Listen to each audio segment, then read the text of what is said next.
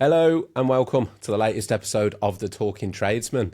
With me in the studio today, I have Mhairi Todd, the Roadblock Coach, who is a life coach amongst other things. So we're going to pick Mhairi's brains, see what information and advice we can get out of you. Heck away. But first of all, Mhairi, a massive thank you for travelling down all the way from Scotland to be in the studio with me today. Bonnie Scotland. Absolutely. So you're one of a few. I've had a few of your getting country a few folk. travellers coming here now, aren't you? Absolutely. So, but really appreciate it. Appreciate you giving up your time and coming down and offering to share your story and advice with me and the listeners. So, no problem. Before we get into it, just a huge thank you. Now, the best thing to do really is to hand over to you to introduce yourself a little, talk a little bit about who you are and what you do. And then we'll find out a little bit about your story and try and pick your brains for some advice for the hard-working folk of the construction industry. Absolutely. So, a little bit about me. So I have the Roadblock Coach. I have been running my coaching practice this is my 6th year of business now. Well done. Which is fabulous. Yeah, started in 2020, which was not a great time for a lot of people. Straight in COVID, yeah. But interestingly, you can imagine for the coaching industry, actually that was a really, a very... what's the word? Good time to it was a good time to start it, because people were looking for help. People were looking for support. Was that decision, just out of interest, was it a decision brought on by the situation in the country, or was it something you were working towards anyway? It was so both. It was mostly a personal decision. I had already been studying my coaching diploma for a couple of years. I was almost qualified. I started the diploma whilst I was pregnant. I was commercial director in London, and I made what seemed like a very random decision at the time with my partner to buy a house in Edinburgh, as you do when your work is in London. Yeah. But I knew I was going to have a maternity leave, and my mum and my family are up in Scotland, so I thought, do you know what? Like, I'm never going to get this length of time again to be back with my family if London is going to be my home, so sod it. And my partner, who's Australian, was tired of London anyway. And it was actually his idea, believe it or not. He was like, let's look in Edinburgh. So we had moved up, and then my mum sadly passed away from COVID. So thank goodness. Well, I'm very sorry to hear that, Mhairi. Thank you, darling. But, it was like intuitive decisions, right? Like, it felt right. Loads of people were like, why are you buying a house in Scotland? But it felt so right. And as it transpired, it was, the last 6 months I got to spend with my mum. So it was incredible. And then because of that, the thought of moving back to London and leaving my family, my sister behind was just like, I can't. I mean, I'm guessing there's a huge difference in house prices as well. There absolutely is. Although in the heart of Edinburgh, it's certainly not cheap. So yeah, but you can get a lot more in Scotland and the surrounding areas for sure. So I had my coaching diploma by that point, and it kind of I had asked my company if I could work remotely, but I was at a senior level, it just wasn't going to work. So I just took a punt. I was like, do you know what? Like, life is too short for sure. Like, I've learned that the hard way. I'm gonna try my hands at this coaching business and see what happens, and here we are. Here you are today. I mean, you've done pretty well in terms of you've been in, was it the Telegraph? I have, yes. I had a lovely piece in the Telegraph. That was amazing, and that was incredible for my business. So I had a PR consultant I worked with for a very short time. I just wanted to get some, how you on your website you can say as featured in Vogue, stylist, blah blah blah. I wanted that. So I had worked with a PR consultant. I was like, I can only afford you for a couple of months, but can you try and do that for me? I think it was like 1,500 quid I paid her each month. And she got me all those things, like Vogue, stylist. I was in everything. Really? Did nothing for my business. Literally nothing. I was like, wow, this is expensive for literally no return. I say that, but the thing about PR is it's often not instantaneous. No, I think that's the thing, Mhairi, isn't it? It's a seed that you plant that can bloom like years down the line. Or even if you get a genuine inquiry that might be, maybe looking at you or somebody else, and you can back that up with as featured in the Telegraph. Exactly. Then, it can win you that I'm work. an instant gratification kind of gal, to be honest. So I was like, this is terrible. And then I had said to her, I was like, I need a piece on me, because these were all like little comments, like guest expert comments in articles. Yeah. And she was like, okay, I'll do my best. Anyway, she got this piece for the Telegraph. So it was a journalist who wrote it anonymously. And it was around just how she felt in her marriage and various things. And she was trying her hand at coaching to see if it could help. So she came up, did one of my packages, which is the in-person one called Shift. So we go to Gleneagles, we have a very bougie time and drink champagne, but it's intensive 4 hours. We're going to get into this. And off she tripped, and I was like, oh, okay, we'll see how that goes. And she had written it lickety split. I had no idea. And I was sitting in Costa with my boys, and I'm like, why is my phone binging? Bing, bing, bing. And I look, all these clarity calls getting booked in, which is how you come to work with me. So you would book a clarity call first, we have a chat, and see how it goes. But I maybe get, a couple of those a week if I'm lucky. This was 20 coming in within minutes. And I'm like, oh, I think the article's gone out. And then the next day it went into print, and same thing happened again. So yeah, that must have been a nice feeling. Oh my gosh! And you know what business is like. It's very rarely do we get those moments. Yeah. A lot of it is hard graft. So this was, wow, it was brilliant. So your title, as it were, the Roadblock Coach. Tell me about that. What does that refer to? So when if anyone does a coaching diploma, they talk to you a lot about your niche, right? You need to niche down. And what they mean is that you need to speak to the person that you can help most, and you need to speak directly to them. If you imagine, at these, you go to a festival, right, where there's loads of different brands. If your favorite band is on, you're closest to the front. Right, you're in the mosh pit, you're like, wow, and you are most appreciative, and every song they sing you love, and they get the feedback from you.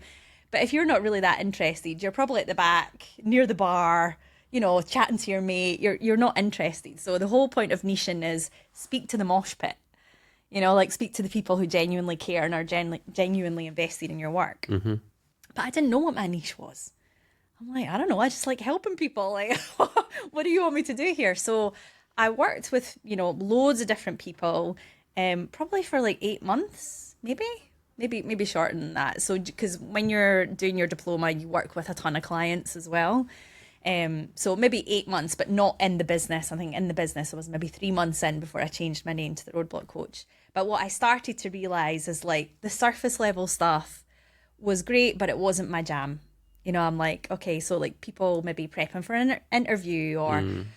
not even surface level, but, maybe wanting to run a marathon or something like that. It's that's cool, but it wasn't my bag. It wasn't what really switched me on. It was the people that were coming to me that were like, okay, I want this thing, but honestly, it's probably not for me. I want that executive role, but, I've been trying for years. It's not been happening. Or I want this relationship, but I keep, tripping through the same pattern of toxic relationships, so it's never going to happen for me, or whatever. So many varied topics, but the theme was every one of them had hit an impasse and were kind of giving up. And that's when I was like, right, roll the sleeves up. That's when I liked it, because it was deeper, and we had to get into, talk to me about what's happened to you in your past. Let's not just look at the now and where you want to be. That's where you're going to go, but what happened before that's stopping you getting that now? So that's what I loved. And now I would say that is a trauma-informed approach. Okay. And that's the thing that fascinated me. So this is where the Roadblock Coach came from. Let's just jump straight in a little bit deeper into that, because I think there's many people out there, whether it's in business or in their personal life, that just don't understand. They have these feelings, like you said, whether it's a feeling of inadequacy or that thing, that roadblock, for want of a better phrase, that is stopping them. One, right? Absolutely. that's stopping them take that action in personal life, in work, in whatever it might be, but they don't know why. It's just a feeling that they never really explore. And it's one of those things, isn't it? Like whenever you talk about psychology or coaching and counselling, and you start to go, oh, it's probably to do with something that happened in the childhood, and people just go, oh, we're back on that again. We're back on the Freudian sort of like path. But it's fucking true. That's the thing. The reason we keep coming back to that cliche is because it's a fact. Yeah, absolutely. And how often do you experience that in your clients? Oh, in terms of their past impacting every single client, without a shadow of a doubt. You know, like there's a really good resource actually on YouTube called The School of Life, and it's like overseen by, or it was developed by, I'm sure he doesn't do the actual videos or anything now, but it was developed by a guy called Alain de Botton, who is an author, but he's a psychotherapist. You know, he's a philosopher. He's brilliant, like really posh, really like just cookie kind of character, but insanely clever. And he understood that there's these intensely complex emotional and psychological issues that we as a society do not talk about or know how to address. And in fact, we're often steered away from it. Yep. You know, and so he developed this School of Life that are really short animated videos, maybe 4 or 5 minutes, but they you know, tackle really important mental health topics like suicide, divorce, like attachment theory, trauma, abuse, like all these things, and just help you. Like, you can't watch many of them because it's a lot, you know, it's like very highbrow, which is also really beautiful because it stops, you know, like, oh, that's just an issue with that person. It's like, no, we're all like, welcome to planet Earth. We're all human beings. We all don't you find it strange that like in our society or culture, or everything that you just listed there, suicide, divorce, abuse, that's so common. Yeah, absolutely. Yet so taboo. Yeah. What? You know, we just don't explore it. We don't talk about it. It's that like, he's going through this. Just behind closed doors. But it's that whole archaic, you know, kind of way of thinking when it was all behind closed doors. Let's stop there a moment to say a massive thank you to our headline sponsors, Zinza. Now, Zinza understands the commitment and dedication and long hours it takes to get a job done right. That's why they make the paints and primers that pros trust to do their best work. Plus, if you're looking for support, you can also sign up for pro membership and you'll have access to Zinza's specification team. They make it easy to pick the right products and will work closely with you on site to deliver a solution that meets the highest standards. It's all part of what makes Zinza the mark of a pro. A big thank you to Zinza for continuing to support the Talking Tradesman podcast and helping us spread mental health awareness throughout construction and beyond. Now let's get back to the episode. I mean, you look at all the things, like we're still completely inadequate in terms of how we support all of these things. But, you know, I'm not going to misquote, but the first Child Protection Act was only like, I think 100 or 150 years ago. Yeah. And actually there was a Animal Protection Act before there was a Child Protection Act.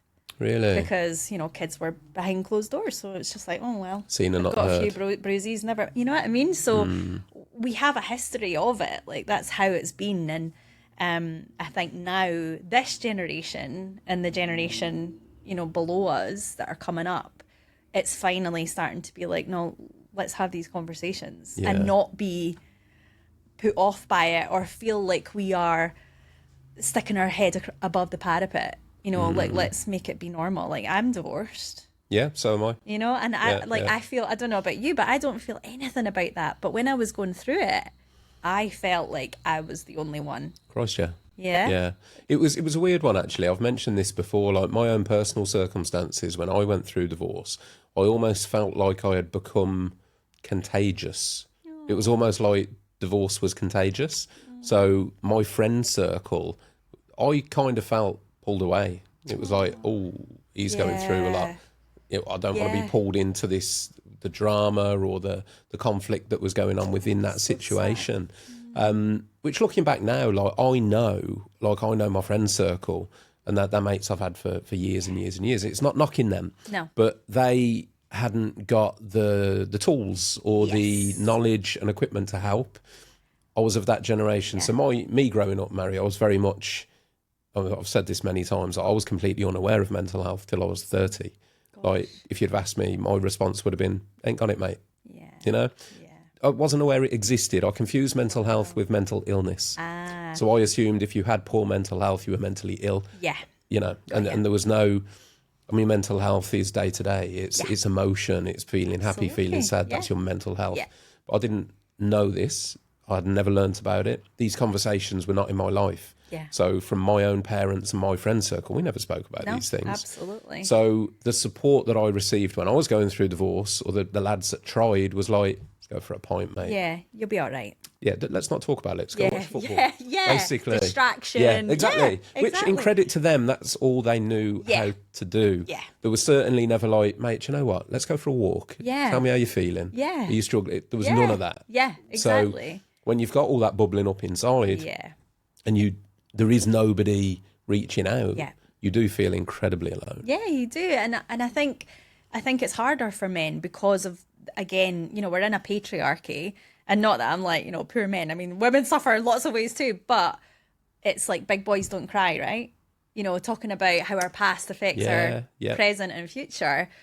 You know, like we were the generation where girls could cry, you fall over, oh, sweetheart, da da da da. Boys, what up you get? Come on.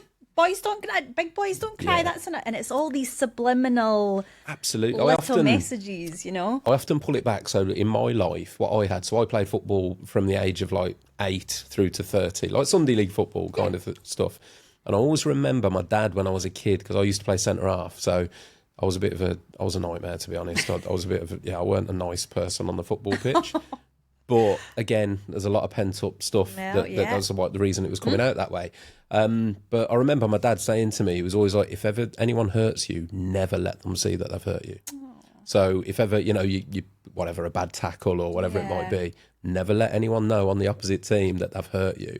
And that kind of thing stuck in other areas of life. It was like, you never let anyone know you're struggling. Yeah. Never let anyone know that you're physically or mentally hurt. Yeah. And it's so dangerous. But this is it, right? And that's what I mean. Like back in the day, I mean, again, if you just look at the field of like how we understand mental health as an industry, you know, as like, you know, psychotherapists and therapists, like it wasn't that long ago that it would have been in the basement of the hospital and they were still like, you know, cold showering people as treatment. Electric shocks. Do you know what I mean? Like that wasn't in such distant history. So there's like a ton of misconception. Like we've not understood the basics of being a human being. It's still so new, isn't it, in human history?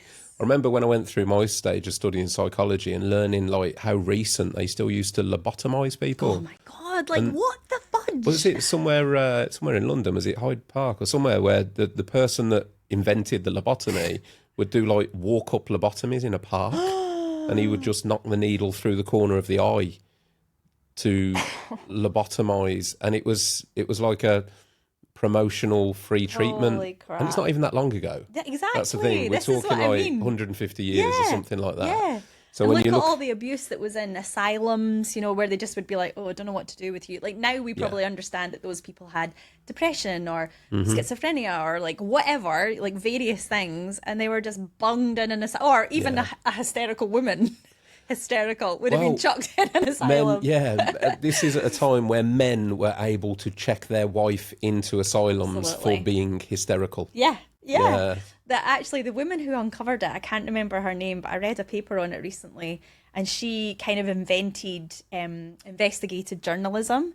So she volunteered. She worked for, I think it was in New York.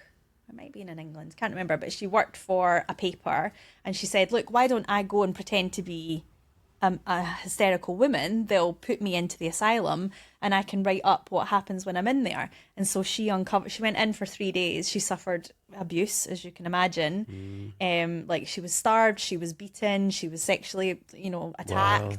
And she wrote it up, and she kind of like, that was where the first reforms came about. It's the asylum system. Yeah, it's such a sad. So I learnt, I did a lot of study on the asylum systems, because one of the things that fascinated me was the UK healthcare or mental health system. Ever since the asylum system was abolished, which I believe was only like 1952 or something around then, it wasn't that long ago. But ever since then, the budget per head of capita in the UK, actually the UK put more money into the mental health system when the asylums existed. Because those asylums were huge stately homes. Yeah. It was required that every county had one. Right. And they used to cost an absolute fortune to run and the staff. building. Yeah. So the abolition of the asylum system was not due to its failures. It was due to budget. Cost. And that was Everything when is we cost. reverted to care in the community. So the asylums, when they were first built and launched, there was genuine sort of like meaning, or there was authentic meaning behind them. Intention. And Yeah. the word asylum, what does it mean? We've sort of put this negative connotation on it now because we know what Of the it's like the horror experience. stories of an Yeah. asylum. But asylum means sanctuary, safety, Yeah. to seek asylum. Yeah. And that was what it was meant to be. It was almost meant to be like a retreat, people used to be able to check themselves into an asylum if they were struggling with what we now know to be things like stress and anxiety. When they were first launched, they were very positive and they received rave reviews. People would literally, check themselves in willingly. Yeah. And then as time went on and resources became more and more stretched and the staff situations, they didn't have enough staff. And then it's like everything, isn't it? It's that pressure cooker. Yeah. So not enough staff, too many people. Turns into mistreatment. Mistreatment becomes normalised, and it spiralled into the horrors that we all know of now. Jeez. But the origin of it was actually That's a good idea. exactly that. Doesn't everything? But it fascinated me because I think there's this misconception in particularly in the UK now that the government puts more money into mental health than ever before. Yeah, and actually it's not. Utter bollocks. So we talk about it more than ever before. Yeah. But actually, the funding has been cut consecutively. Oh, yeah. So per head of population in the UK now, there is less money than when the asylums were open put towards mental health. And that's why That's tragic, isn't there's it? so many. I mean, as I say, I used to volunteer at Samaritans. They've had their funding cut recently. And I've seen some of the news about they're looking at closing half of their branches and trying to get their volunteers to work from home. Which I won't go into that subject, but I can't see how it would work personally. And there's all these great organisations that we now know and see, Samaritans, Mind, mental health charities, you name them. Yeah. They're charities. They're not funded by the government. Yeah. The UK government has reduced mental health funding, which is it's a bit of a unknown secret, really, because I think there's this, like I say, misconception that actually they're helping more than that. Absolutely. Oh, gosh. Went down a rabbit hole there, Mhairi, didn't we? We went deep there. Let's come up for air. Yeah, absolutely. But it's important. These are the important, things to know. Like you say, we don't know. And like when it comes to politics, I think a lot of us, you can't just read the news to understand politics or where our money's going or what's happening, because it's all sensationalism.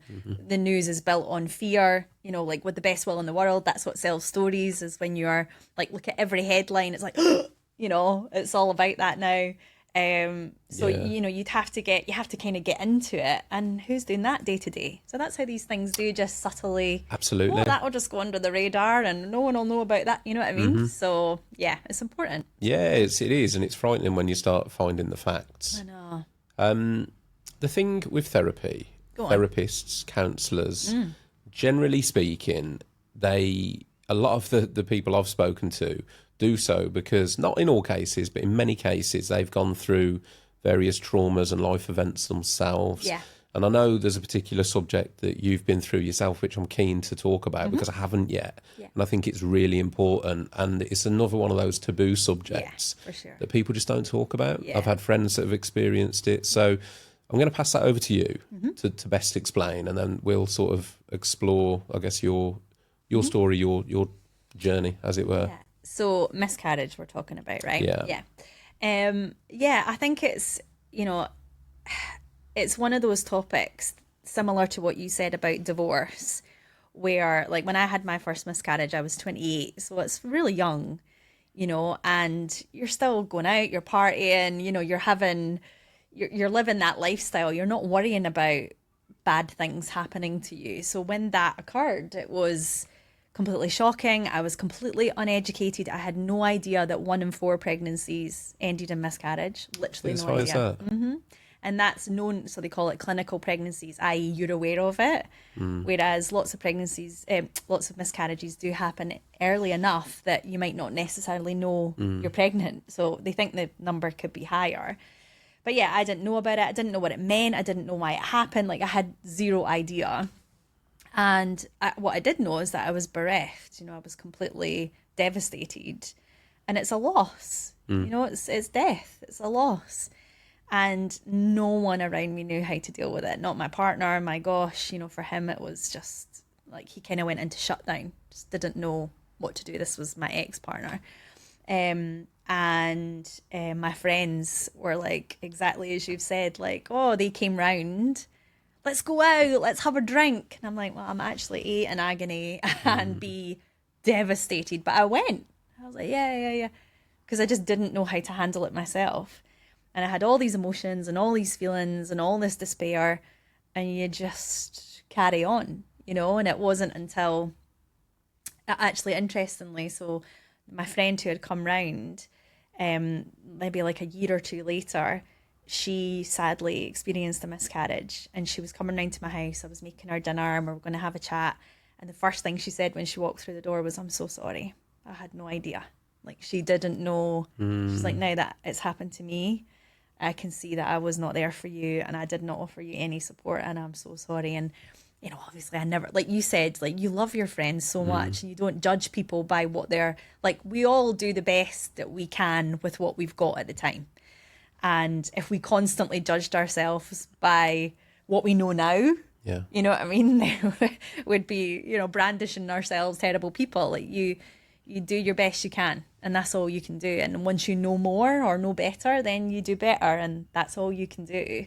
So there was no ill feeling about it at all. I was devastated that she was going through it. But it meant the world just to have that acknowledged, like, oh, I can see how lonely you must have felt and how scary that must have been. You know, and it's I've now had 3 miscarriages. Sadly, I have 2 healthy boys, so that's lovely. But I have had 3 miscarriages, and it's just really common. You know, it's not unusual. I had no idea the stats were that high. I've had friends and family that have experienced it as well on the male side, and I know how difficult they've found it because, again, and rightly so, that the female deserves a lot of care and attention in that time. But often I feel that the men in the in the situation, it's very much like, oh, you need to look after your partner, but who's looking after them? Yeah, absolutely. And I think it's the minute. I mean, I'm fortunate. I've got 2 children and never experienced that myself. But I know the moment I found out that, as it was, my ex-partner was pregnant, you start planning. Yeah, absolutely. And you plan out this new life in your mind. Yeah. You know, I've personally, the minute I found out that I was going to be a dad, that was it. It was like, okay, right, I'm not who I was now. Absolutely. An instant identity shift, really. Yeah. And I think that's why it's so devastating, is because you are, I mean, like I did a medical biology degree. So, and my kind of MO is to, especially then, I think I'm way more open now, but ironically, having studied science, although it's all about like, you know, take a hypothesis and try and disprove it so that you can prove it right. Do you know what I mean? Like you're not supposed to be like wedded to your own theories. You're supposed to try and disprove them in every way you can. And then if it still comes out that it's right, well then yay, you know, you must have been onto something. But I was really closed-minded. I was really, I wouldn't have talked about spirituality, like, you know, religion. I was like, absolutely not. I'm an atheist. Like, I was very closed. And I think at the time what I tried to do was intellectualize it. So I'm like, oh, well, you know, I was only like, whatever, 7 or 8 weeks. So really cell-wise, you know, like I took it back to that level. Oh, fuck that. Yeah. What a load of bollocks. My whole life had changed the instant I knew I was pregnant. Like I stopped drinking coffee. I like, you know, like loads of things, immediate changes, because I'm looking after something else now. Yeah. There's something else bigger than me that's more important than me that I'm going to caretake. Like that's where my head was at. And I was like planning my life in my head, you know, like, whoa, okay, this is a huge curveball. And because it was so unexpected, like it was an unexpected pregnancy, I planned it even more. Yeah. You know, because I was like, oh shit, I'm going to have to, and this is going to have to, and you know, like everything had changed. And that little soul, however brief it was here for, was mine. Yeah. You know, I loved it. And when you lose that, it is a loss. Yeah, but definitely. not to anyone else. Or that's how it felt. I think maybe we're moving. I think you're right. It's a difficult subject because you can't compare. I don't even want to compare, but for people that lose a baby after it's been born, I think that the whole family feel that. Yeah. And I see what you mean. And whereas a miscarriage, it's not, or it doesn't. Maybe They've it doesn't not changed. Their Yeah. life hasn't been impacted yet. Yeah. Only yours and maybe your partner's has. And so, and maybe you've not even told anyone. That's the other thing. Like we tell women like, oh, maybe don't say anything until you're past 3 months. Why? Like for whose comfort is that? If it's you know, you and your partner's choice, fair enough. Like that's absolutely right and proper. But we don't need to hide from the possibility that that loss might happen. If anything, shouldn't we be supported by our friends and family? Like, shouldn't we be able to be like, this devastating thing has occurred? Absolutely. In my I life. agree. Do you know what a million I mean? percent. I'm thinking back to like when I went through the process with my kids, it was never ever mentioned or spoken about, or not in front of me. And I went to every meeting that I was allowed to go to. Yeah. But we were never sat down at any point and explained, look, this could happen. And if it does, here's your support network or here's some coping mechanisms. Yeah, there isn't one. No. And there still isn't one. So now I think this the same as in England as it is in Scotland, but there's no investigation, there's nothing that happens after a miscarriage until you've had 3. So that's when they deem it 3. worthy Wow. to actually, and there's lots of like really preventable reasons that miscarriage can occur. Some of them are lifestyle, but there's things like low progesterone, or there's a thing they call sticky blood, and they can give you like something simple for that. There's one of my friends sadly had a few miscarriages, and it turned out it was just to do with the cervix and the like upper layer of our woman. They can put a little stitch in, and then the baby's all good. And then when it comes to birth, they just take the stitch. You know, there's so many things that can be done. Yeah. And you know, there are lots of miscarriages that we don't know why they occur. And that's sad, but okay, what about the ones that we do? And yet we expect that woman to go through the same thing 3 times before we'll bother. And that's all about funding. And, you know, well, what we'll do is you can just experience that, and then that'll weed out the ones that it was just a one-off, and then fine, reluctantly we will. But it's not even just about like the medicalized side of it. It's about there is no resource. There's no emotional resource. I mean, my 3rd miscarriage was sadly at 11 weeks. So it was like a bit further on. I was just about to get my scan. Obviously all excited, you know, kind of way down the rabbit hole of this is our baby. And I just got a feeling one day. I was like, no, the baby's gone. I just know it. And I phoned my midwife, and she was like, oh, you're just being hysterical. You know, she was about to put me in an asylum, as we spoke about. And eventually, like, I had to really advocate for myself. But I was like, listen, trust me. I can tell, like, this, I need a scan. So eventually they did a scan, all very reluctant, with a real feeling of like, you know, like kind of an eye roll. And then sure enough, they did the outside scan, and we were like, oh, we're just going to do an internal scan. And the moment they did that, I was like, okay. And then she went, I'm really sorry. Yeah, your baby has died. We'll give you a minute. And they both left. And I was on my own because I'd just literally like harped on and on and on until I got there. And they just walked away and left me. And I was like, great. And then they told me to take paracetamol, that it might be a spontaneous, like it would occur, miscarriage would occur at some point. Take paracetamol, you'll be fine. I had been in labour before. I went through labour again. Like even just the physical, like they didn't tell me what was going to, you know, what would physically happen to me. And luckily I had some pain relief from a C-section I'd had. But I'd been through labour for like 2 days before I got to the C-section stage, so I knew what it felt like. And I went through labour, like it was agony. I'm so sorry to hear that you experienced that, Mhairi, or even that, because I'm imagining if you went through it, there's probably so many others that have. Oh, absolutely. 'Cause it sounds really uncompassionate from Absolutely. here. I don't know, maybe people that work in that industry, in the midwifery, and maybe they see it so often that eventually it just becomes normalised to them. Yeah. But I would imagine speculatively that if you have had a miscarriage and then go on to have a full pregnancy, it's then also going to impact the way that you feel throughout the pregnancy, because you're going to have so much in terms of nerves and anxiety and, you know. Yeah, definitely. I mean, my first miscarriage was with my ex, and then I fell pregnant with my current partner, unplanned, spontaneously. We were delighted, if not shocked, had a miscarriage very early on, and then fell pregnant with my first son, Roman, straight after. So it was literally the month after. So you can imagine that whole pregnancy, I was just petrified. Terrified, you know, like, oh gosh, I don't want to lose this again.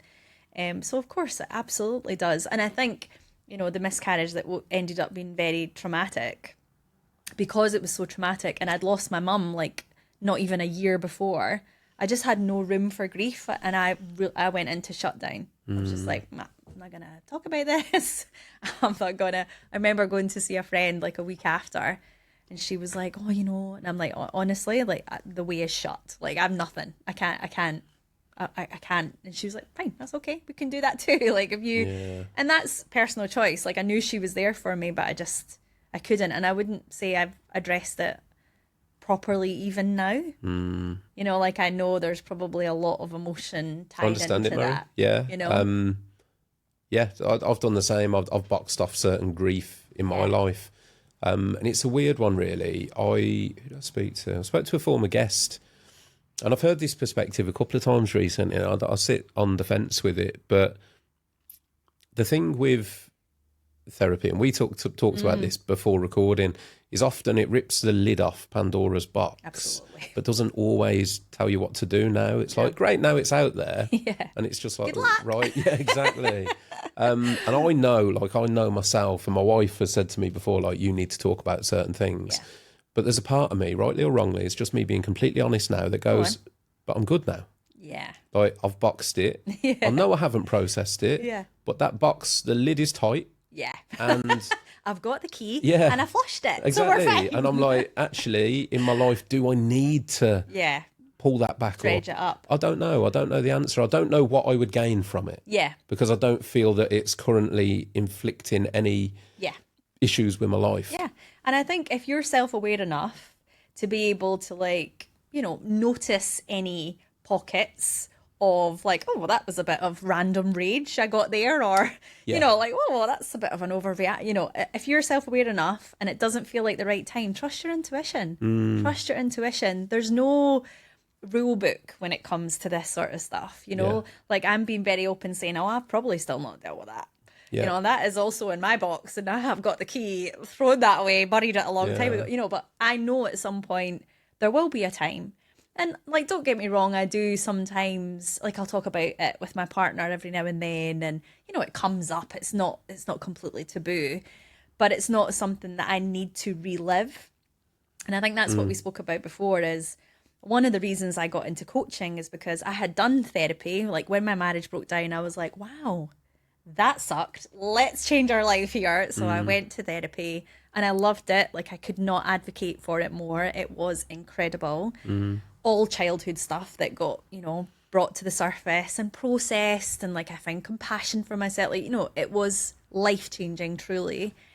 But I definitely got to a point where I was like, okay, like, I've talked about a lot of this. What the fuck do I do? Like, how do I change? How do I change my life? What does this look like? And for me, that's where coaching comes in. It's like, okay, let's take everything you know, whether you've been through therapy or not, just everything you know, everything you are, because you are the magic, right? Each person is exactly who they need to be, and they have everything they need already. Like, coaching is about, let's draw that out of you. Let's draw out that magic that already exists, so you can see it, and then you can go in and do the stuff that you were always meant to do. So that's why I love coaching, and that's why I got beautiful, into that. To be honest. It's got that, It's It's one of the things that, drawing back to my own experience, when I was at Samaritans, I found a purpose that I didn't know, and I was never looking for it. Yeah. I stumbled over it, and I was like, oh, this feels nice. Yeah, but look now, and you've Which has led turned to that this. into Yeah, this. absolutely. But that's probably, I think that's what a lot of clients will come to me for, purpose. And maybe trying to be like, okay, I get a lot of very successful people, and I use those words, in bunny ears, because they don't feel it. Like I was a commercial director. I felt like shit. Yeah. I kept thinking like, I'll get more money, or I'll get a different title, or once I'm director, that's when I'll really feel like fulfilled. And if anything, it probably got a bit more empty, because I was like, it's still not coming. It's still not coming. And like radically, switching career path was bloody terrifying. And I don't know if I would have done it had it not been those specific circumstances of like losing my mum and, not wanting to so things happen for a reason, right? Not, like that was the circumstances I needed in order to follow this path. But often your purpose is just your innate gifts. It's just the stuff you were here to do, like the thing that makes you that little bit of magic. But because it's so natural to you, you don't value it.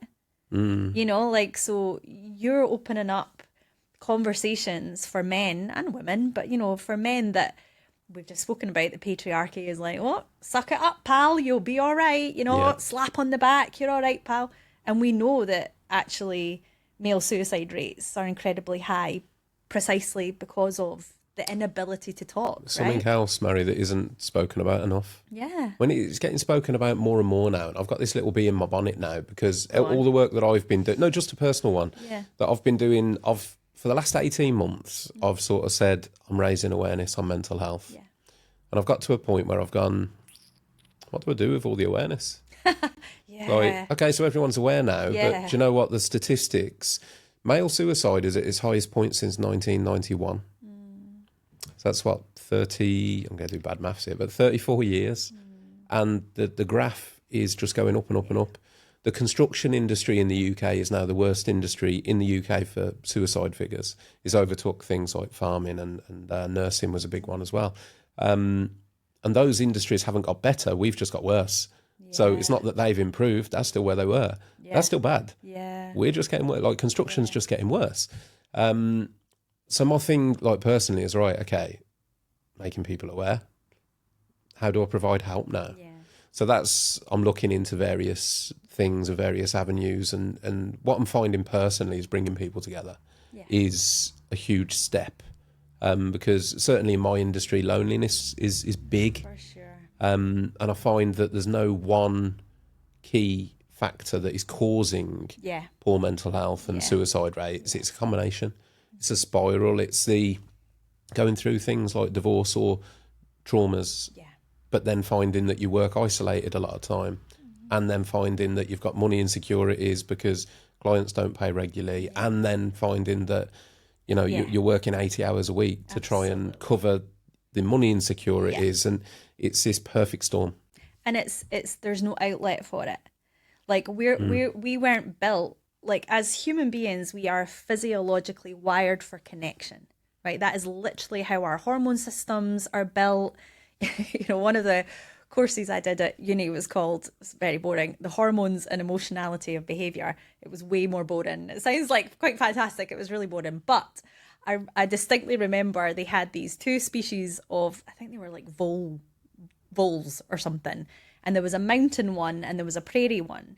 And the only difference, so they were biologically identical, but the only difference was one hormone. So the higher presence of one hormone and the higher presence of receptors of this hormone. And it totally changed the behavior of the species. So one was like, really aggressive and lived isolated and, promiscuous. And the other would mate for life, lived in communities, etc. So in terms of like, if you split it down to that, hormones matter. So physiologically, we are here for connection. And yet society-wise, we have isolated ourselves. Yeah. Right? And especially men, because of the patriarchy, let's just blame it for everything. But, you know, that whole like, oh, you know, suck it up, mate. Like, God, you know, what are you going to do? Cry. You know, that whole, and we think, oh, that's so old school. Is it though? The man up culture. Is it though? It's not, is it? And that's, you know, everybody has life issues. We all have it. Everybody has bad things happen to them at times. But if we have connection, then we're less isolated. We're less at risk. And I think that's why talking about it, like you said, like bringing people together, having conversations, it's not just nice. It's absolutely fucking crucial. Like if we don't have the conversations, then, you know, people die. Like and they are. Yeah, and they are. That's the thing. I'm so glad you've said that and reinforced that, because that's exactly how I feel. Because I see the difference in people when they're brought together. And like you said, it is bizarre because we live in a world right now where we are told that we're more connected than ever. Oh my God, and it's so not true. No. Sitting beside each other in bed on your phones. Me and Matt say it all the time. I'm like, all right, how was your day, by the way, as we put the light off? Do you know what I mean? Like you just, we're like this. You know, the thing that was supposed to connect us more has just completely disconnected Pulled us apart. It's terrible. It is. It's frightening. It is. It scares me as to where it's going. It really does. Before we move past it, because I wanted to ask you, Go on. and I know you can't speak for your partner, but your partner's experience of being with you and supporting you through miscarriage, is there anything from your perspective that he maybe told you? Or I'm just thinking, because I know a few people that have been through it and they just seem to get absolutely no support. As I said, it's not like a men versus women thing, because women 100% need the support. But I feel like the emphasis is very much on like, make sure you look after your partner. And they just get not really any entitlement to feel the same level of loss. How did your partner sort of process it? I mean, I think for him, you know, obviously I am very vocal, so I did a lot of talking, and he's very good at holding space. And I think that's all we can do. You know, if we're thinking about practical tips, like for any issue, for, you know, men and women, for friends and partners, like what can you do for someone if they're going through something that you really don't understand, but you know is they're suffering and you want to help them, what can you do? It's literally holding space. It's that question. How do you feel? You know, like you don't need to fix things. I say this a lot to clients because I think we're not encouraged to experience the entirety of our emotions. Like if you think as a kid, right, if you're laughing and giggling, that's accepted. Kids are allowed to laugh, fine. Although not in school, so that's a whole different thing. But you know what I mean? Like you're. Oh, we could lift a big lid on that one, Mhairi. To be fair, you know, if they're playing and whatever, it's like okay, fine. But when kids are crying, even if it's well intentioned, like oh sweetheart, come here, don't cry, you're all right. You know, it's all like stop it, make it go. You know, like we're afraid of certain emotions. Some are good, some are bad, and that's just not the case. Like all emotions are wisdom. They are all communicating something about your internal environment. It's just wisdom. It's just information. And sometimes we need to like dig in a little bit to understand. But, you know, when you're laughing your head off hysterically with a friend, you don't worry like, what if I never stop laughing? Like you don't ever have that. You know, it never even crosses your mind. You know, naturally the hilariousness will end and you'll ride the wave. But when you cry or when you're afraid, you can get engulfed by it. You start thinking like, oh my God, I'm going to feel this sad forever, or I'm going to have this fear. I need to get it away. Like we push against those feelings. Holding space is about you being the co-regulator for someone. So you're afraid or you're angry or you're sad. I've got space for that. I'm going to hold this here. I've got you. You're all right. You let it out. Let's go with that. You know, whatever it is you need to expel. This is what I do for clients. I literally hold the space. And they say, yeah, this thing happened. And I'm like, oh my gosh, tell me about that. That sounds so hard. Tell me more. You know, I'd like to understand it deeper. Can you tell me a bit more about how you felt then? Or what did you do? And you know what I mean? Just literally be in the space, the container. See, the thing is with these conversations, things that sound so sort of like common sense just aren't. Because everything you've said there is allowing somebody to process their emotions and allowing them safe space to open up. Whereas, as we've touched on before, the common thing is to go, never mind that. you know, oh, you're struggling. Well, don't talk about that. Yeah, do you want a cup of tea? Yeah. Come on, have a biscuit. You'll be all right. Like I say, the men thing. Yeah, oh, mate, listen, let's go for a beer. Forget about it. Yeah. So I don't know that Matt really did process his own feelings about it. And we talk about, like I said this the other night in bed, I was like, you don't cry, that's weird, hey? And he was like, what? He's like, I don't not cry, I don't not cry. And I'm like, yeah, but isn't it weird that you just don't have that? It just doesn't naturally come. You don't naturally well up. You know, it's more unusual. If we, like, I saw something on Instagram the other day, and it was a woman talking about how her mum had passed away when she was little, and it was just her dad. And one of her favourite things about him is that he allowed his emotions, his sadness or his happiness, to come to the surface really easily. You know, he would cry adverts and, you know, was really in touch with his emotions, and it allowed her to be too, and it was always safe to express. And I thought, isn't that interesting that that's really unusual? Like, we would think, oh my God, a man crying. When you think about that, it's like, yeah, they're human. Like, what? Do you know what, Why Mhairi? is that weird? You're so right. I've done, again, I was saying, like, part of doing this podcast is I learn so much about myself. And I've done a lot of self-reflection, and that is one of the things. I don't cry. Yeah. And I struggle to, and I wish that I could. Yeah. Because I see some other men that are so good at letting out the emotions. And there's a few things that happened. I mean, it's a perfect example. We were on holiday 2 years ago, and unexpectedly, like, a horrible moment, I got a phone call from the person that was at home looking after our dog, to say that basically she'd take it. Long story short, I'll keep it as quick as possible. So our dog's head or neck started to swell, and we thought she'd eaten a bee or a wasp or something. So we got the dog sitter to take her to the vets, and we were just expecting, oh, great, you know, this daft dog's eating a bee. Got a phone call from the dog sitter, and the vet passed over, look, the vet's going to speak to you. And the vet just said, look, we think it's lymphatic cancer, basically. And she was so fit and healthy. Like, I absolutely adore the dog, you know. Fit and healthy, and there was no signs of anything. I was like, yeah, she'll be around forever. And the vet just went, yeah, probably about 3 weeks. You haven't got long. And I took this call, and I was sat in Cyprus, and I'd got my wife next to me and the two kids opposite, sipping a cocktail. And I get this call, and I'm just looking like, right. But the first thing I did was get up and walk off. And my wife sort of clocked it and came after me, and I went, I just need a minute. I can't do this in front of the kids. But that thing I've reflected on, I can't do this in front of the kids. I can't show the kids that I'm upset, that I'm in this moment. I'm fucking devastated. Yeah. And I felt that I couldn't let that out. Not only could I not let that out, I couldn't even let it out myself. I had to walk off because I was scared of showing that to anyone, like strangers, like just anybody. I had to be on my own for a moment, and I battled and fought to keep it in. So I can't break down here, I can't cry, I can't show it. I wanted to, but there was that part of me that just goes straight to like, nope, you gotta be strong. Repression, and that's because that's what you were taught. Exactly. And that's what you've been modelled also. And the thing is, Mhairi, like the way that I dealt with that, ruined the holiday for me. This was like day 2.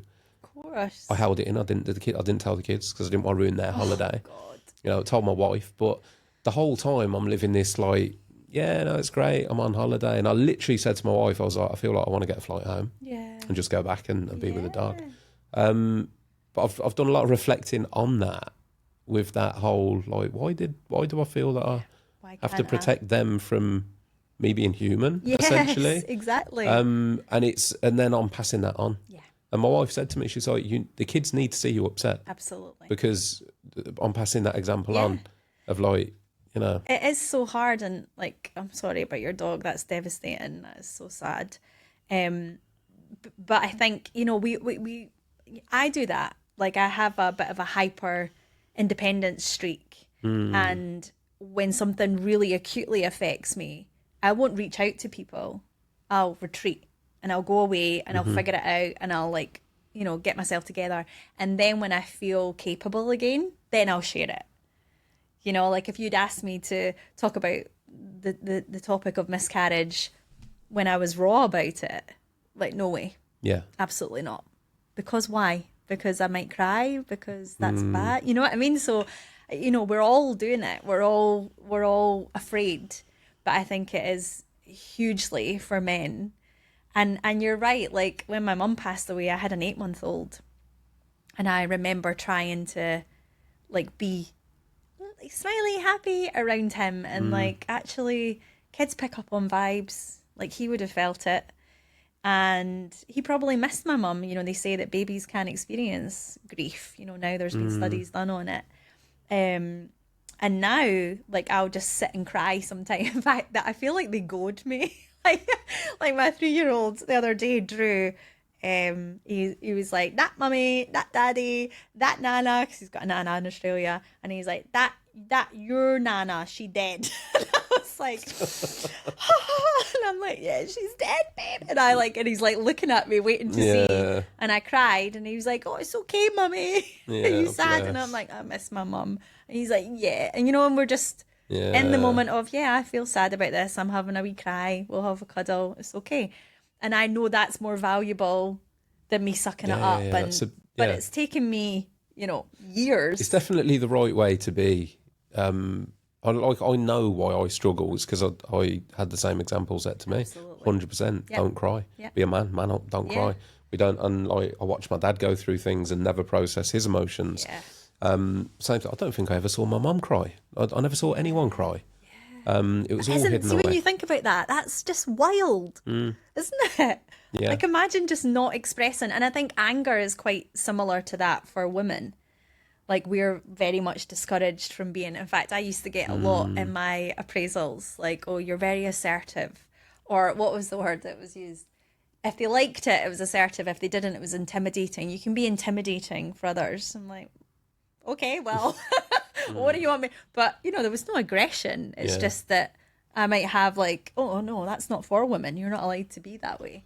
Do you know what I mean? I think anger is something that women really struggle, like are very...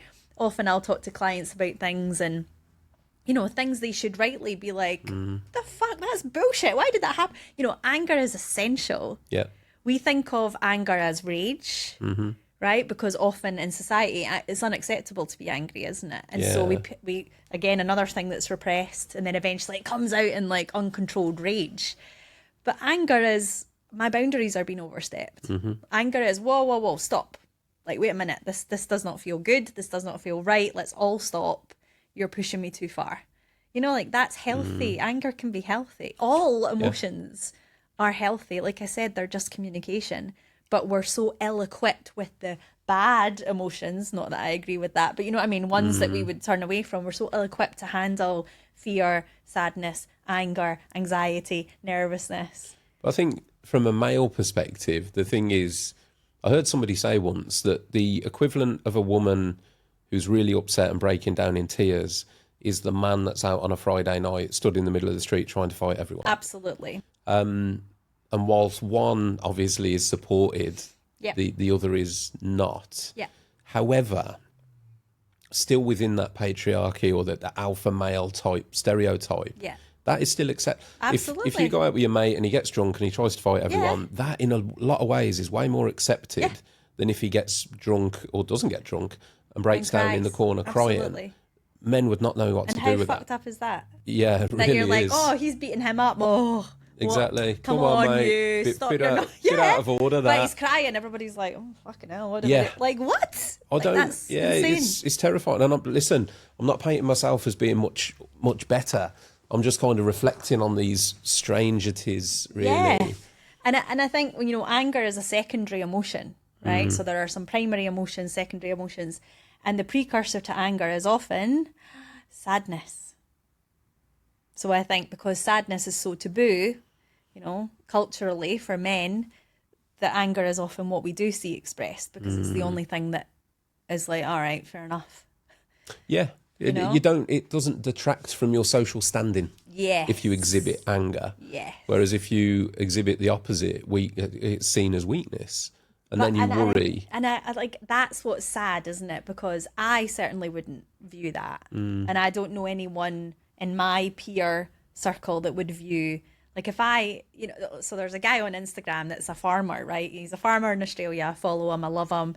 He does loads of book recommendations, and he's just like, you know, a contradiction, because he's this huge burly, you know, farmer, and yet he's like comes out with all these really gorgeous philosophical reflections on like these beautiful books. Anyway, he's amazing, and he cries every single video.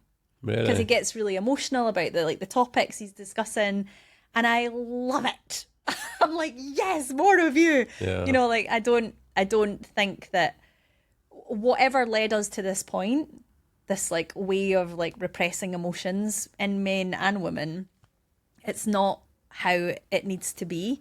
And at some point, we all have to take responsibility and accountability and say, well, if we don't want it that way, like, how are we going to change it? What tiny part of the change do we have? And maybe that is saying to a pal, like, how do you feel about that? You know, even if it's an honest conversation around, like, I don't know how to handle this. I feel really ill-equipped, but I love you and I'm going to try my best. Are you all right? Do you know what I mean? It's like just finding a way to be part of the change. So you saying that, it sounds so simple. I know. But we don't do it. I know. That's the thing. It's Would you do it now, though, for a friend? Yeah. Listen, definitely. Oh, Mhairi, like, yeah, 100%. So what changed it for you? Knowledge. Yeah. Knowledge, learning, speaking to so many incredible people, reflection, reflecting on myself, reflecting on previous versions of me, forgiving previous versions of me. Yeah. Because I look back at some of my behaviour, maybe in my 20s and 30s, and I'm not proud of that. Yeah. But I understand it. Yeah. And I often refer to it, and people that have listened to the podcast will have heard me say this a few times, but I refer to it as a toolbox because, you know, construction.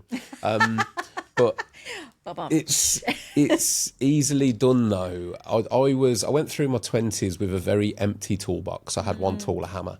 Yeah. Something bothers you, hit it. You know, hit it with this. Yeah. But nobody ever taught me how to use anything else. I was never given any coping mechanisms. I was never pulled up on anything. Yeah. Nobody ever said to me, mate, why'd you do that? Yeah. Like, you know, how are you feeling? Yeah. Nobody ever asked me how I was feeling. Yeah. Ever. Yeah.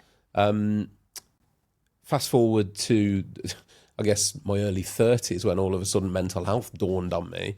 And then I jumped into education, and I love learning things. So all of a sudden I had this thirst for the subject because it was a subject I didn't know existed before, which sounds crazy, but that was it. I was like, oh, so mental health is a thing. Let me learn everything. Yeah. And I studied psychology, philosophy, Buddhism, evolutional psychology, all sorts, and started to build up my toolbox. Yeah. So then all of a sudden, you know, I've said to my wife years ago, I was like, it's kind of frustrating now. I understand people more because I find it really hard to get angry with someone. And that frustrates me at times. Because I can look and be like, that person is acting like a complete dick. Yeah. Whereas before, my toolbox would have said, hammer, hit it. You know, now it's like, well, I wonder what's gone on with them today. Yeah. I wonder what's happened. Like, what's causing them to act like that? Yeah. I couldn't see beyond that. Yeah. I just saw person, behaviour I don't like, aggression. Yeah. That was it. Yeah. And it's funny you say that, because I think women, you know, you saying that now you understand people, you're like, God damn it. Like, now you can find compassion for them. But I think what I see often with women is the extreme of the opposite, is that they understand people so willingly that they excuse behaviour. Like, you know, just because you can understand someone doesn't mean you have to accept it. No. Right? Yeah, that has been the learning curve. Yeah. It's a journey. Absolutely. Isn't it? But that's oh where... my God, and I'm still on it, my friend. Let me tell you. Well, I mean, to be fair, Mhairi, you're probably better than me to explain, but that's where boundaries come in. Yes. Isn't it? The importance of boundaries. Oh my goodness. It's funny because, like, I mean, there's so many topics we could go into, but I'm estranged from my dad, right? I don't have a relationship with him anymore. And that's a really, like, it wasn't a choice in terms of, like, you're a bad person, so I'm not going to speak to you. Boundaries, I think, are much more complex and nuanced than what we think they are. We think it's like, an affirmation statement like, no, you cannot do that to me. That's not a boundary. Boundaries are about self-worth, respecting yourself enough to understand that you will tolerate X and that anything above that will not be accepted. Boundaries are not about control of others. You know, it's relinquishing control. Like, everyone gets to be who they want to be. That is their choice. And you have responsibility for you. You have to be accountable for you. So if someone is treating you in a way that is unhealthy and not working for you, you can communicate. And if that doesn't work, you have to make choices. You know, you can't expect that, well, you need to be different. Well, why? They're living their life the way they want to. You make choices for you and live your life the way you want to. So that boundary came about naturally through years, as you can imagine, you know, because as a kid, you can't possibly put that in place. But then as an adult, there was lots of attempts at communication, attempts at change. It was apparent that it wasn't possible. There was forgiveness of him and me, and then removing myself from the situation, regardless of what was thought about me by that individual. Yep. You know, making the decision for my family. And I think having kids really helped, because suddenly I was like, no one gets to go near you that's not going to treat you. You know, it's a lot easier when it's... So yeah, boundaries are essential, but they're not what we think they are. They're not strong. You know, like sometimes setting a boundary is the absence of involving yourself in a conversation. You know, like maybe there's, I don't know, like a conversation going on around the table and you're like, ugh, I feel really uncomfortable about this. And ordinarily you might get like, oh yeah, and get drawn into it. Well, maybe you don't feel able to say, no, wait a minute, I don't like this. But what you do is you remove yourself from it. You're just like, do you know what I mean? Like boundaries can be silent. Absolutely. Yeah, no, I completely understand. But yeah, absolutely essential. That is mental health 101, isn't it? It's your boundaries. Yeah, 1,000,000%. Yeah. Absolutely. I can resonate as well. I mean, I cut my father out of my life for a period of 8 years. Wow. 9 years, yeah. He made changes. So like we've got a good relationship now. Oh, that's so But good. yeah, 9 years we didn't speak at all. So I can resonate with the need for that. And can I, feel free not to answer, but No, it's absolutely what fine. made you make the decision to cut him out for His a while? behaviour. So my dad was a drinker, heavy drinker.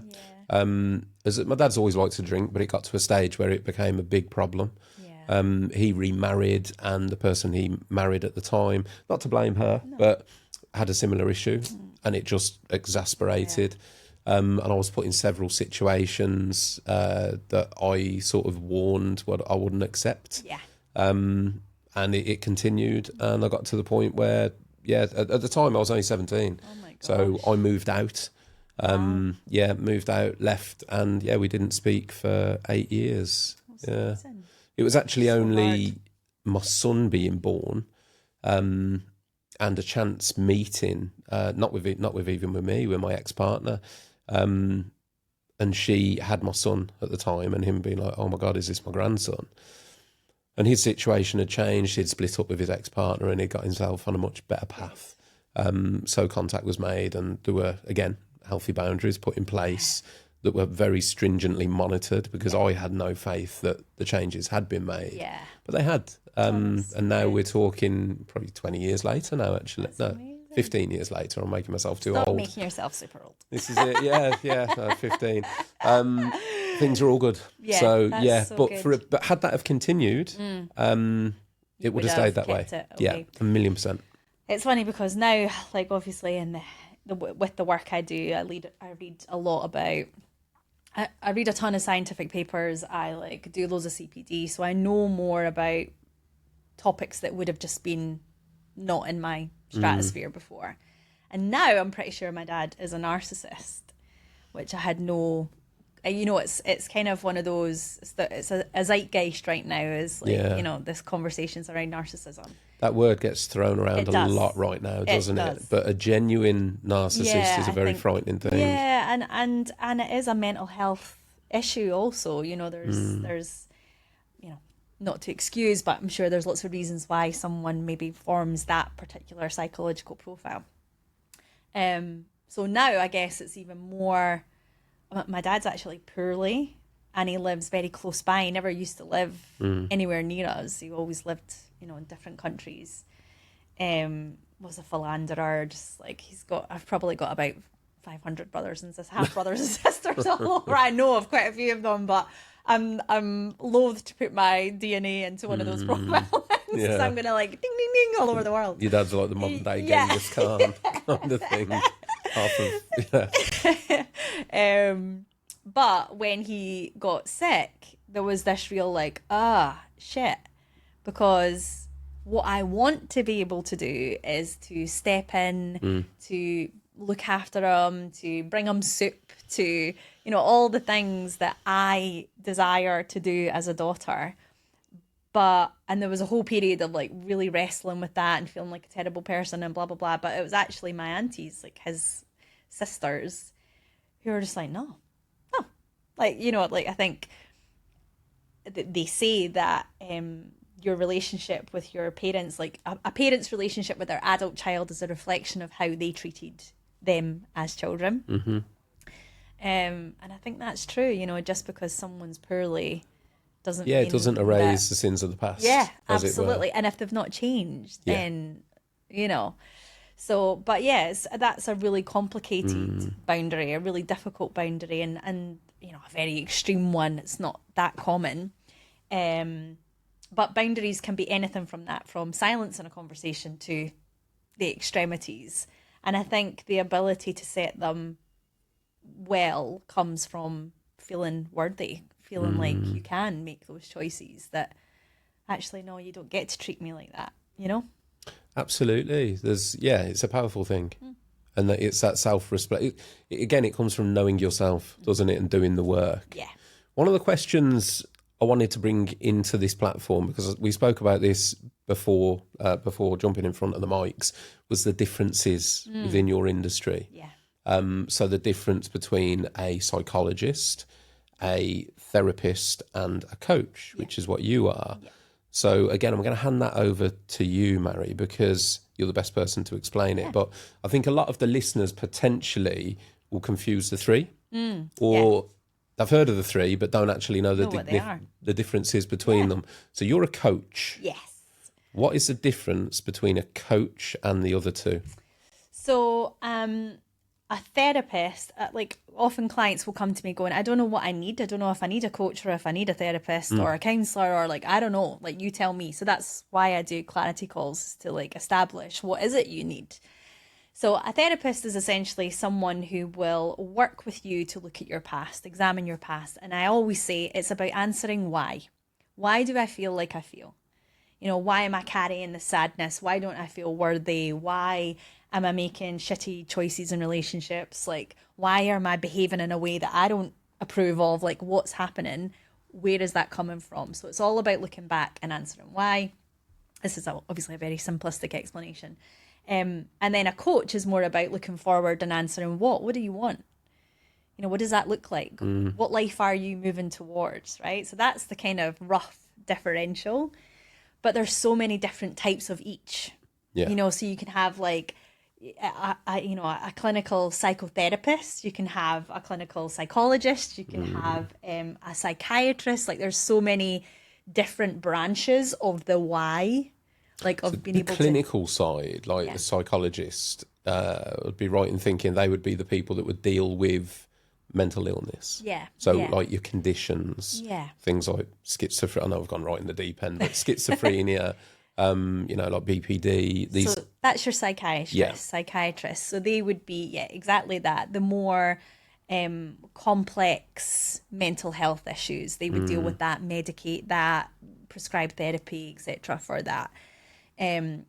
A psychotherapist is someone who I went to. So they are just dealing with the day-to-day, you know, like, I'm not feeling great about myself, help me. And you just go and talk about, well, what happened in your past? Tell me about your mum. Talk to me about your dad. Like, do you really want to hear? Not to stereotypicalise things here, but that does happen. But that's all about the past. And then for me, like coaching, there's all different types of coaches. But my type of coaching is trauma-informed coaching. So we do look at, like, what do you want? How are we getting there? But we look at, why are you stuck? Why aren't you doing it? Because everyone who comes to me is like wicked smart, totally capable, you know, has a great life in lots of ways. But for whatever reason, this one area or multiple areas, they're like, I just can't make that traction. Like, I just can't get there. So then we look at, okay, so talk to me about what's behind that. Like, when did that start? Like, what decisions do you want to make and why aren't you? And, you know, we start to look at where might that have come from. So we do end up tiptoeing into the past, but in a trauma-informed way. So there's no reliving events.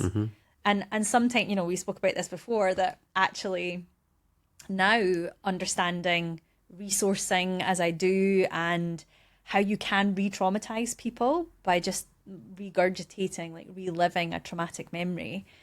I did a lot of that in therapy. Like, I was literally reliving events with no support, with no like ability to ground myself back down or recalibrate my nervous system, like no practical tools. And I'm like, wow, I paid you £100 a session every week for like, you know, 3 years. But whatever, I'm sure he was using his own methodologies. But I would never leave a client like that. You know, we don't, like I say, we don't re-go, like, tell me everything that happened. That's not what we do. It's more about where did this feeling now that you're talking about that's a problem for you, where did that originate? When did you first start feeling that? Or where, you know, tell me about a time when you felt similar. Okay, what was going on there? You know, so we make connections. So you're like, oh shit, this is not about today. This is about that thing. Remember that? Fuck. And here's why I made those decisions. And oh yeah, I can forgive myself for that. And compassion, you know, confidence. So and suddenly. When you identify that then, Mhairi, when you find the roadblock, how do you get through it?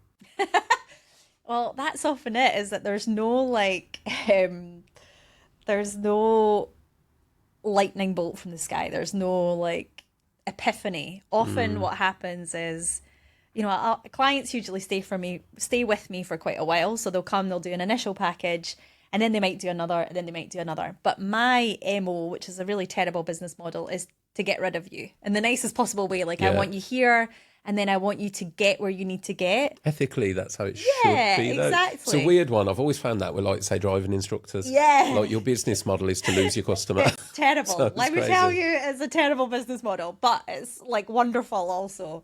So yeah, you want to like get people to that point. And what will often happen is I'll have to say to the client, you're ready. It's time. Off you go.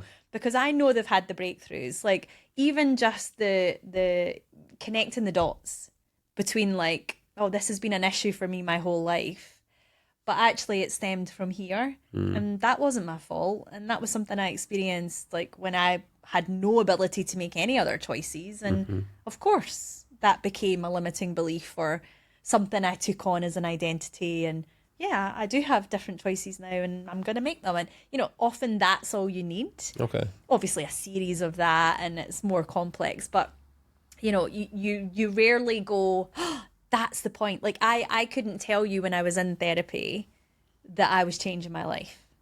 You know, I was just going through the motions, talking, and then whatever. But I got to a point where I remember saying to him, like, I'm good. I don't need to see you every week. Like, this is a lot. Let's just do 2 weeks. And he was like, well, I see there's a lot of suffering. I'm like, do you just want my money? But, you know, and then eventually I was like, actually, I'm good. Like, I don't need this anymore. And it wasn't until after I was able to go, whoa, look at that. That was a real turning point. So I get that a lot. I'll have clients that maybe, you know, I worked with in the beginning and now they're like, I've totally changed my job and it all in fact, one of my very first clients I took on as my practice client, she's just got a different job in the city in London, and she was messaging me just telling me something else, just a little update, and she was like, literally my whole life changed from those sessions. And I'm like, really? Like, it still surprises me, but that's what happens as you go through the process. You like learn, it's like massive self-awareness on steroids, and just finding compassion for yourself for the decisions you made that were shit. understanding why you did make those. Like there's so many different ways, but yeah, there's not like a blueprint of, oh, well, you just do A, B, and C, and then that's it. You change your life. Like we're exceptionally complex creatures. That was a game changer for me. Yeah. Was forgiving myself. Absolutely. And putting things in the context of, and I've spoken to several guests that have, been through things like addiction and various trauma-led behaviour. Yeah. And that question of, do you forgive yourself? And a lot of people hold on to that, like the guilt, the shame. Yeah. But letting that go. And it sounds, you got to be careful because it can sound like, I don't give a shit about that no more. Like, no, I understand that certain behaviours were wrong, but I understand now that actually I didn't have the tool set to deal with what I was trying to process. Yeah. So forgiving that previous version of me, it's almost like looking and going, that's not me no more. Yeah. Like, absolutely. There's a centre in Australia actually called the Centre for Healing, and they originally started as an addiction specialist. Like it was just for people who were addicted to drugs or alcohol and gambling and things like that. And every single one of the therapists had been an addict. Okay. And had obviously got themselves through it, and they together formed this Centre for Healing. And I love it. I love it because, addiction is often an attempt at pain relief. Right? And it's a coping mechanism, a maladaptive coping mechanism, but it's an attempt at a coping mechanism. Oh, absolutely. It's like 99 times out of 100, it's because they feel a certain way that they don't want to feel anymore. Absolutely. So they're doing a thing, whether it's, it can be drugs, it can be alcohol, it can be gambling, it can even be like extreme gym going. Yeah. People can become addicted to fitness. But it's all because they're trying to not feel a certain way. Yeah. There's a really famous trauma therapist, actually. He's Gabor Mate. Oh, love him. Love him, right? Yeah. And he was a doctor, but he was addicted to shopping. He had a shopping addiction. Yeah, I saw that. Yeah. And this is how he got into the world of understanding trauma. And, I think that the misconception with trauma is that, like, people often downplay their experiences. They're like, oh, I had a lovely... Every client that comes to me says, I had a lovely childhood, right? And they did. And also, they experienced some difficulties. And, there used to be a time, again, not that long ago, and this is why we have the misconceptions, but they thought that trauma was big T trauma, and it was like singular catastrophic events like war or abuse or, so really like big T trauma.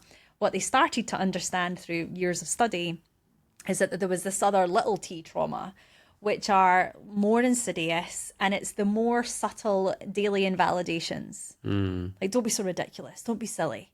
Like, shush, like just with a beautiful family who adore you and they're trying their best, but maybe the parents didn't know how to process certain things, and so they did. Or like me, I had a dad who was a narcissist. So you can imagine the sort of trauma that was going on in the home. And, but my mum was an angel. I loved her. I love her still. She was incredible, and she made shitty choices. That's okay. She's a human. But I suffered some trauma off the back of that. So I think understanding yourself and being able to be like, it doesn't have to be these catastrophic traumas. It can be more subtle. Reminds me of a guest, actually, James Roffey, who's a fitness, health and fitness, and he does coaching as well on the mental side. And he went through a severe eating disorder where, he's a massive geezer. He's like 6'4". He's built now. He's a big lad. But he got down to some crazy weight. I can't remember. I think it might have been like 6 stone. Oh, my God. But he was on the verge of like, they'd given him a like do not resuscitate order in hospital. But it was all triggered. And he said the similar thing. He was like, he had a really good childhood, really privileged, really good. And he was on course to be a professional goalkeeper, a footballer, and he got dropped. And that was it. For him, that was catastrophic. And to other people that might have lived this constant life of trauma, be like, ugh. Yeah. But there's a saying that the worst thing that ever happened to you is the worst thing that's ever happened to you. Like, pain is not relative to each other. It's relative to you and your experience. Precisely. Yeah. If you've lived a perfect life where nothing has ever gone wrong, the minute you get a flat tire on your car, that would be catastrophic. Yeah. Because it's like, oh my God, what is this? Something's gone wrong for the first time. Yeah. So I think it's important to say, really, it doesn't have to be like this huge tragedy. No. It can just be the worst thing that's happened to you till now. And it's almost like I say this a lot to clients as well, that pain is unavoidable as human beings if you love, right? If you love other people and yourself, pain is unavoidable because eventually you will lose, like your dog or Everyone's going to go through bereavement. Like it happens, right? And breakups of relationships and, all these things. If you're living a full and vibrant life, pain is unavoidable, but suffering is not necessary. And often the suffering we experience comes from not addressing the pain, not being able to process the pain. There's a book by a guy called Peter Levine called The Body Keeps the Score. Read it. Yeah. Fantastic book. Yeah, and he's all about how our nervous system just gets stuck in those trauma loops because we're not able to complete them. And obviously when you're a kid, you've got no idea how to complete a trauma loop. And if you're being raised by people who don't know how to resource you, then guess what? An event that is potentially not traumatic to someone else can become traumatic to you. That's not because you're weak or any of that. It's literally just about your environment, your circumstances, what's happening with you. So we all get to be our own person and we don't have to judge each other. Like clients come to me with stories and I am in awe of all of them. There is never an ounce of judgment. It's always about like, you're so brave for sharing this with me, or thank you for bringing this here. Do you know what I mean? It's never, and often the most judgmental people are the ones in acute pain, because they can't possibly give themselves the space to feel their feelings. So they have to judge everyone else for that. Yeah. Hurt people. There's a lot of truth to that. Yeah, definitely. So, wow. I was just that one thing you said there and about pain and suffering, I think it's quite really profound. Yeah. You went through it quite quickly, but that was like, I was like, whoa. Just dropping these little bombshells all over the place. Yeah, no, that one sunk deep, to be fair, because, I've not really heard it explained that way, but it's so true. And I think that's the thing, isn't it? Is like, but coming back to what you said earlier about there's some things you've got a lid on. Like, that's why I'm not like, no, that's not right, you have to go in. Like, who says if you're not suffering, live your life, babe? I think that's the point. Do you know what I mean? Live your life. Yeah. But it's when there is suffering that it's like, okay, let's do something about this. It's hard, isn't it? Because I have to be careful because I'm a big advocate for talking. Like, let's talk. I mean, literally it says it on the sign behind you. Like, do talk. But there comes a point where it's like, okay, I have talked. Like, I don't have to keep talking. Yeah. And I think that's it. If a trauma from your past is not negatively impacting your life or decisions in any way, you don't have to keep ripping the plaster off. Yeah. And sometimes it's about, what do I do with it? Like, I think that's where my work comes in, that often sometimes, not all the time, but sometimes the clients that come to me have done therapy or counselling at some point. So they've done the kind of exploration piece, but they're now like, it probably is impacting me, but like, I don't want to just go into it more. I want to know how to work with it because it's part of me. Yeah. And that for me is about, well, you don't need to suffer. So how do we get rid of that suffering? But it's not about like kind of, orphaning off parts of yourself. It's the opposite. It's about embracing everything you are. Like, I get to be this imperfect version of myself. Yeah, absolutely, man. Nobody's perfect. No, everybody's suffering. And listen, life is fucking hard. Oh, and as you said, like one of the realities of life that none of us can escape. If you are lucky enough to live a full life and you reach old age, if you're lucky enough to do that, you will experience bereavement. It is an absolute certainty, and we're all going to have to deal with that. Sounds dramatic, isn't it? But everyone you love, it will die. We will all, we're all here for a very short period of time, and we're all going to have to process that. Yeah. There's a beauty to that. Yeah. And we talk about topics we don't deal well with. Death is a big one. It is. And it happens to all of us. I know. But we're all going to experience it. Don't look. No one mentioned it. Just over the last few years, I've kind of used it as a perspective point myself, where little things like things that I've been nervous about, for example, like public speaking for the first time. Yeah. Do you know what? I'll be dead soon anyway. So what does it matter? Hopefully not too soon. I'm talking scale of the universe soon, not like next week, please. But see, I used to be I was terrified of death.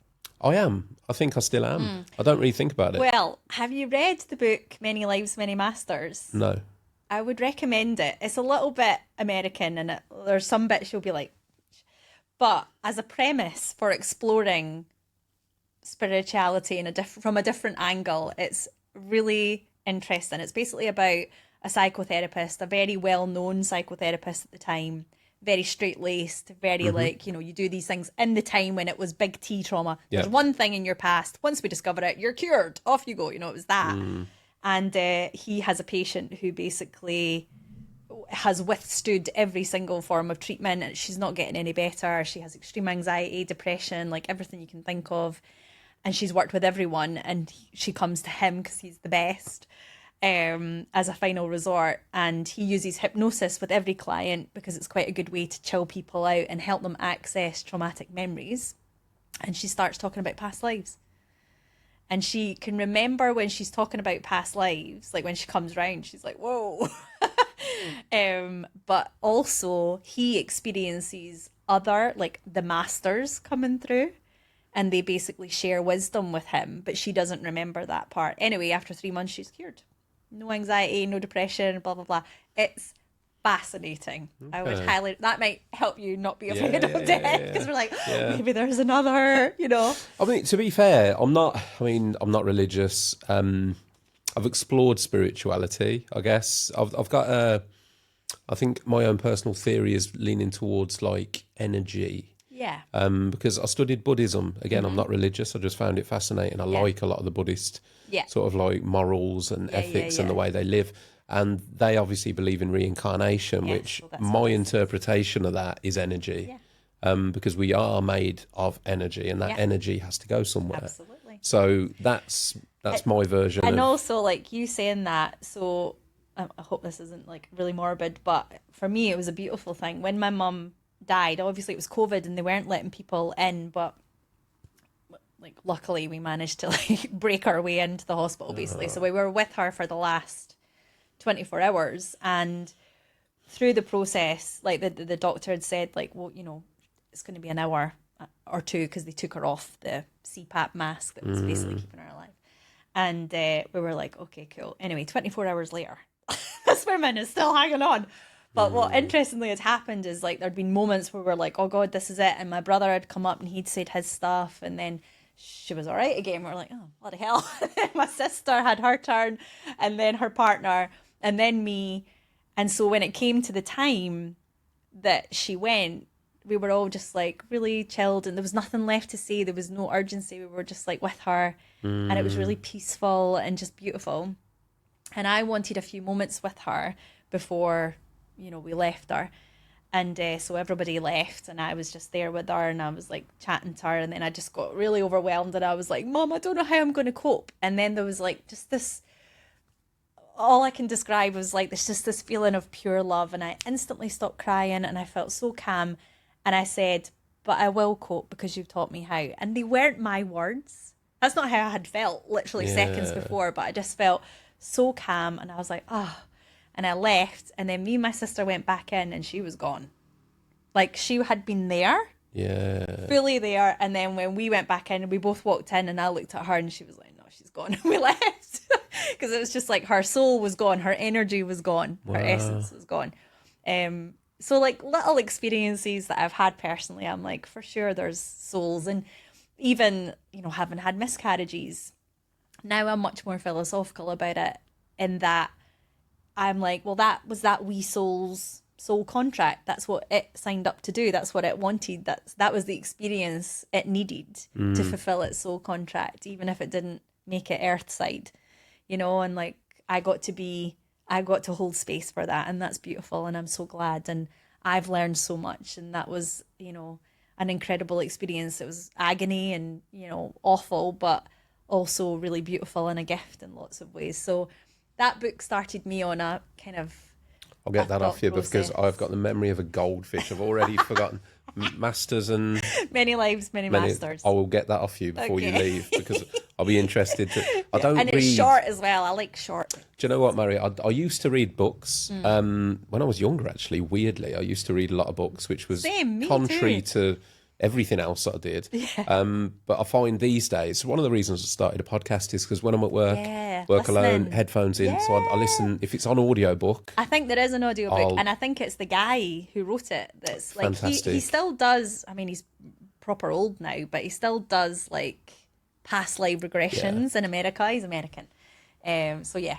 I find these things, I mean, like my own personal journey, that education, books were literally life-changing. There were a couple of books. It's a huge statement, isn't it, to go, it changed my life. But if you can shift your mindset and the way that your thoughts are, it is life-changing. Absolutely. But like you say, listening to podcasts, it's the same sort of thing. Like on the drive down here, I was listening to loads of different, obviously your podcast, but once I'd exhausted all those episodes. I need to listen to a few of these to know what I'm getting into. Do my homework. But yeah, like just different, I was listening to a comedy one, but like people are fascinating and clever and just like gifted, and like listening to people's perspective on that. I'm like, wow, this is an education. Like it's 1,000,000%. And that's why I'm so grateful for people like yourself to come and like, I've really enjoyed the conversation. I've been engrossed in it. I think we could probably talk for hours about, there's so many tangents where sometimes we need I have to sit there and go, Russ, don't open that doc, because I know, like when you mentioned education, I'm like, just everyone that's listening will be like, oh shit, she mentioned education, we're off again. But I contain myself, so that's for another day. You did well. Proud of you. But yeah, there's I love the tangents. Yes, I do. But I think I'm kind of getting better as a host at sometimes going. Yeah, it's not that's just for another day. It's not just for me. Like as much as I'd love to just go. Mhairi, it's been exactly what I wanted it to be. Aww. So you've dropped some huge knowledge bombs. I'll listen back to it because, like I said, I learned from everything. Yeah. And I'm sure a lot of the stuff that you've brought out will, resonate with the people listening. Before we do wrap things up, please let everybody know where they can find you, what services you offer, how to get in touch, how to make themselves a client, because I'm sure they all want to jump on board now. So you can find me on Instagram at the Roadblock Coach. Come and be Insta pals. My website is roadblockcoach.co.uk. I have a workshop out at the moment that's instant access that you can purchase. So that's probably a really nice place for people to start. It's an end of year workshop. It is about kind of manifesting your goals for next year. So yeah, and it brings in like a little bit of that manifesting theory. I've done a course in manifesting, trauma-informed course. So if you're interested in dabbling in that, there's a gift bundle which you can buy as a gift for someone else. But Christmas round the corner, folks. Christmas pals. Yeah. We've got the gift ritual bundle. It's got wax melts in it. If anybody likes a nice smell. What a gift to give someone. I know, right? If you can actually truly give somebody a gift that might improve their life only a small amount, or set them on a path for bigger things. Like, what a gift to give someone. Like, we're such a capitalist society, right? And that's one of my I do struggle with it, like being in this profession where I'm here to help people, but I need to be paid for it, and I want to be paid for it for it. So yeah, it's always that like, because you don't want to, but if you're not, sales come through selling, so you need to. And I was a commercial director, so I probably should be quite good at selling. Mhairi, absolutely, 1,000,000%. I mean, it's difficult. It's different when you're selling yourself. I think it's one of the things generally, and I'm a nightmare for it. Like, investing in yourself is the best investment you can make, but often we put ourselves to the bottom of the pile. Absolutely. Like I would have spent, I mean, I could do the math, right? 100 quid every session for 3 years. What's that? Like 15 grand or something? Yeah. Right? But I would pay double. I would go back and I would pay double to get the experience and the change that unfolded for me. So invaluable. Like, you will never regret it. Like, you never regret a run. You'll never regret investing in yourself and your mental health. But you're right. It's the one thing that we're like, it's a bit steep. I don't know if I mean, even I was earning great money at the time, in my job that I had. But I remember being like, bloody hell, 100 quid a session. It sounds a lot, but it does, actually, but you can always earn more money. You can't earn more time. So whatever time we all have left, you want to be optimal. You want to optimize that. And if you can bring something to the table that might not fix even a part of you, or negate that suffering, Yeah. right? So that you can just feel joy fully. Yeah. Experience like life for all the goodness that's in it. Like driving down here, Matt phoned me halfway and I was like, I've just had a cry. And he's like, oh God, what is it? And I was like, I saw a rainbow, you know, like things that just move you to tears. Like I just feel without having gone to therapy, I wouldn't be able to like experience the beauty that I do of life, the depth of feeling. I mean, I think I'm an HSP anyway. That's a story for another day, but there's a group of people called highly sensitive people, HSPs. You're just born that way. You just see life in more colour. A lot of medical professionals are HSPs, so you tend to be really empathetic, and you should look into it. You might be an HSP. You know? Okay. I've never heard that before.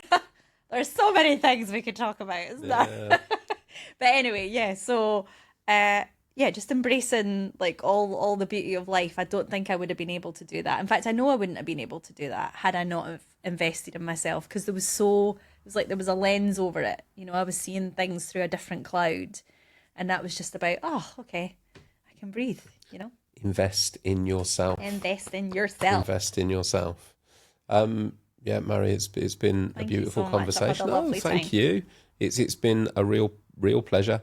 I've taken a lot away from the conversation, so if nothing else, it's been worth it for that. But Yay. listen, I'm sure the listeners will do too. So, on that note, people know where they can find Mhairi. Go and give Mhairi a follow at social media.